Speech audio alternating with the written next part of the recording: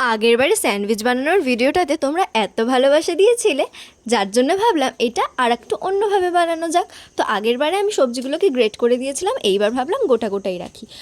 তো কি, প্রথমে শসা আর গাজর বাবা জীবনটাকে ভালো করে গোল গোল করে কেটে নিলাম, আর তোমরা চাইলে টমেটো ইউজ করতে পারো। এখানে আমি 3টে সস নিয়েছিলাম, টমেটো সস, মেয়োনিজ আর চিলি সস। যেহেতু আমি টমেটো সস দিয়েছি তাই আমি আর আলাদা করে টমেটো ইউজ করিনি।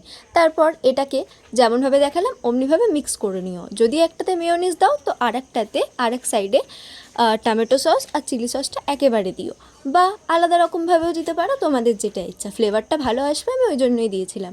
তারপর এক এক করে নিজেদের পছন্দ অনুযায়ী যতটা পারো তোমরা নিজেদের মতো করে সবজিগুলো অ্যারেঞ্জ করে নেবে, যেমন আমি করেছিলাম। তারপর কি, মাঝখান থেকে কেটে নেব। Sandwich one of the favourite and easy recipe হচ্ছে আমার। স্যান্ডউইচটাকে মাঝখান থেকে কাটা হয়ে গেলে একটা প্যানের মধ্যে বসিয়ে দিতে পারো, চাইলে বাটার ইউজ করতে পারো। আমি একটু হেলদি ভার্সন রাখছি, বাটারটা আমার অতটাও ভালো লাগে না। তো তারপরে একটুখানি এটা ফ্রাই হয়ে গেলেই আমরা নামিয়ে নেব। তৈরি আমাদের ফেভারিট স্যান্ডউইচ। ও হ্যাঁ হ্যাঁ, স্যান্ডউইচ দেখানোর পাশাপাশি নিজের নামটাই বলা হলো না। আমার নাম সঞ্চিতা। ভিডিওটা ভালো লাগলে লাইক, কমেন্ট, শেয়ার করে দিও। বাই।